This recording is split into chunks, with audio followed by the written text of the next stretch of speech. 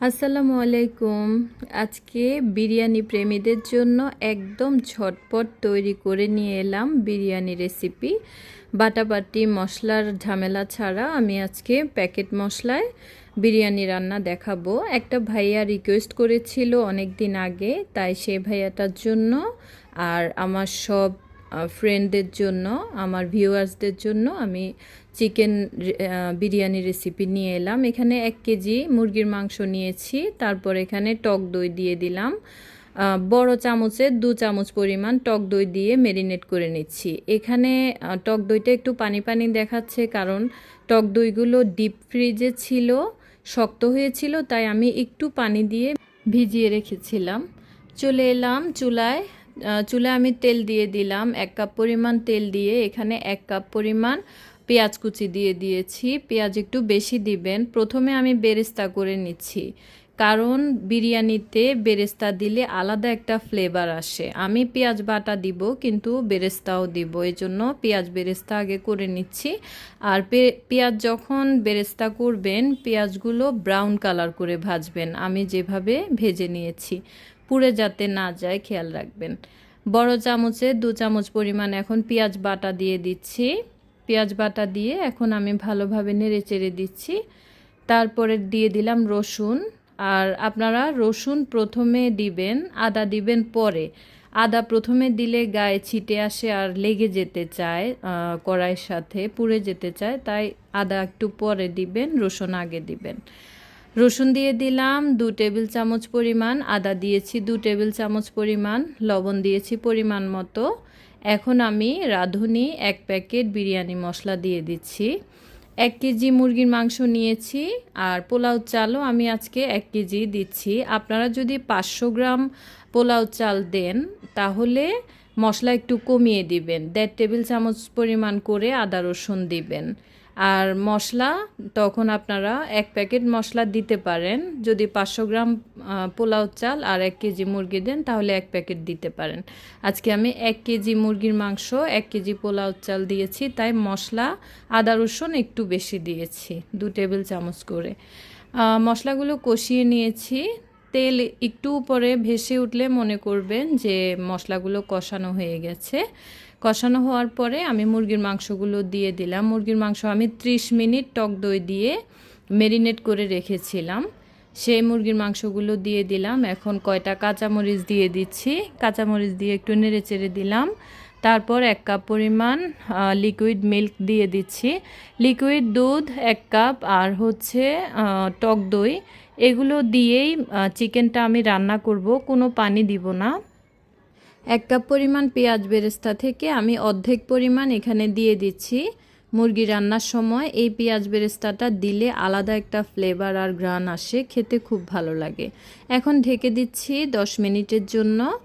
আর ফাঁকে ফাঁকে আমি কিন্তু নেড়ে চেড়ে দিব মাংসটা। এ ফাঁকে আমি পোলাওটা রান্না করে ফেলি। পোলাওতে একটু ঘ্রাণ আসার জন্য আমি দারুচিনি, এলাচ, তেজপাতা কয়েকটা দিয়ে দিলাম, 3-4টা করে। তারপর এখানে 1 কেজি পরিমাণ পোলাও চাল দিয়ে দিলাম, দিয়ে আমি ভালোভাবে নেড়ে চেড়ে দিচ্ছি। পোলাও চাল দিয়ে 2 মিনিট নাড়াবেন আপনারা। 2 মিনিট যদি না নাড়ান, তাহলে কিন্তু ঝরঝরা হবে না আর ভালো লাগবে না। পরিমাণ মতো লবণ দিয়ে দিলাম, এখানে 1 টেবিল চামচ পরিমাণ লবণ দিয়েছি। তারপর পানি দিয়ে দিচ্ছি, ফুটানো গরম পানি, আমি আগে ফুটিয়ে রেখেছিলাম। গরম পানি দিলে তাড়াতাড়ি হয়ে যায় আর পোলাওটা ভালো হয়। আরেকটা টিপস দিচ্ছি, দেখুন খেয়াল করে, যদি আপনারা পট মেপে পানি দিতে ভুলে যান, জাস্ট 4 আঙ্গুল পরিমাণ পানি দিবেন। এভাবে ধরে পাতিলে খুন্তিটা নিচে ডুবাবেন, ডুবানোর পরে নিচ থেকে 4 আঙ্গুল পরিমাণ পানি দিলেও হয়ে যাবে। আর 1 কেজিতে 8 পট পানি দেওয়া লাগবে না। আমি এভাবে মেপে দিয়ে দিই, যেমন 4 পট দিলে 8 পট পানি দিই, বা 2 পট দিলে 4 পট পানি দিই, এভাবে আর প্রয়োজন নেই।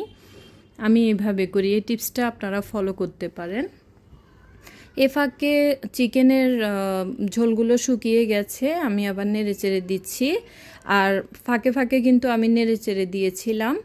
এখন আমি একদম লো আঁচে 5 মিনিট রেখে দিব, যাতে উপরে তেলগুলো সুন্দরভাবে উপরে তেলগুলো ভেসে আসে।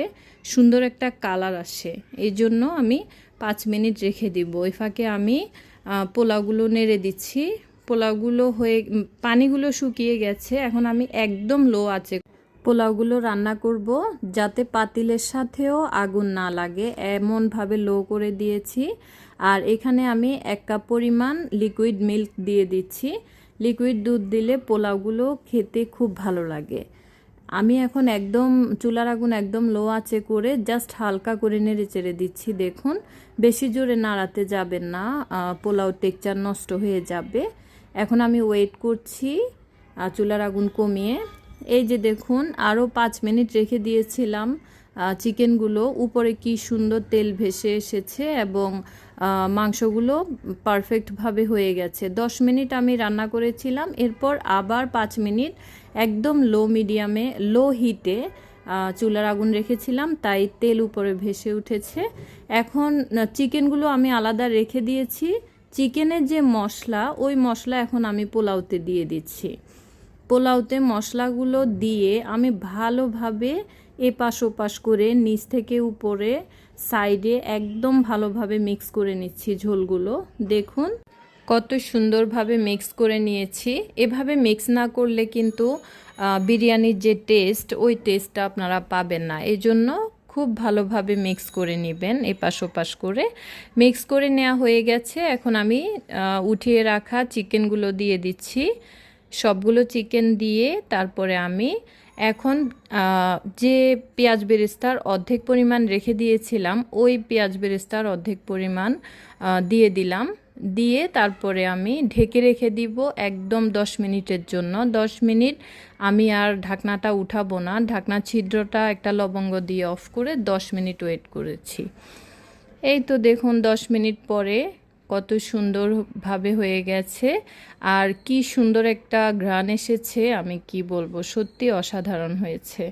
নামিয়ে ফেললাম, এখন সার্ভ করে নিচ্ছি বিরিয়ানিগুলো। এই তো সার্ভ করে নেওয়া হয়ে গেছে।